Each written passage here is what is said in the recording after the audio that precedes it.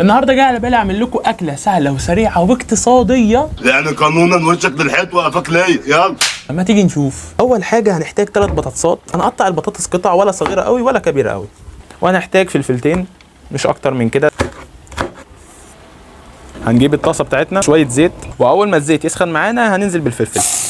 كام تقليبه كده على السريع، وبعد ما الفلفل دبل معانا بالمنظر ده هننزل عليه بالبطاطس. بسم الله.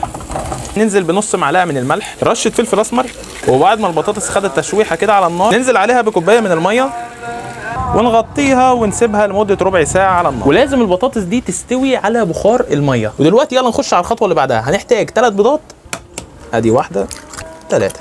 ننزل عليها بشويه من الجبنه الموتزاريلا بس كده، رشه من الريحان، تلت معلقه كمون، نص معلقه ملح، رشه من الفلفل الاسمر. وبالنسبه للكركم ده مش اساسي، ممكن تستغنى عنه. عموما الاساس في البهارات في الاكله دي ملح وفلفل اسمر فقط. حابب تزود زي ما انا زودت كده، دي بيخلي تيست الاكل اعلى بكتير. هنروح نطمن على البطاطس بتاعتنا. يا الله يا الله، ايه الحلاوه دي. اهم حاجه لازم البطاطس تنهري معاك كده على النار بالمنظر الجامد ده. مش شرط ان هي تنهري تماما بنسبه 90%، تمام كده، مش محتاجين اكتر من كده.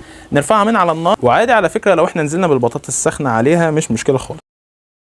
نديها كام تقليبه وهيطلع معاك المنظر الحلو الجامد ده. هنركن الخليط ده على جنب. هنجيب طاسه الفرن بتاعتنا وهننزل عليها بالبطاطس. بسم الله. يا الله يا الله يا الله يا الله. احنا وسخنا مواعين كتير النهارده. دلوقتي هنظبط درجه حراره الفرن على 200 وهنشغل المروحه وهنعمل التايمر لمده ربع ساعه او تلت ساعه بالكتير قوي. يلا بينا.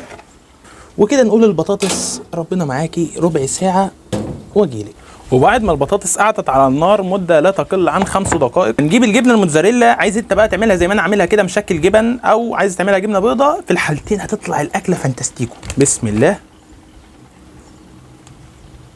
وندخل الصينيه الفرن لغايه ما الجبنه تسيح فقط لا غير.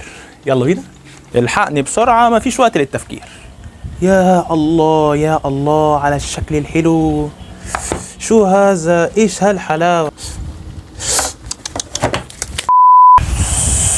يا جماعه. سخنه يا جماعه، سخنه. اعمل ايه؟ طب ازاي؟ طب يلا. ها لا يا ابني، يلا يلا. لا لا يلا يلا. يا الله يا الله.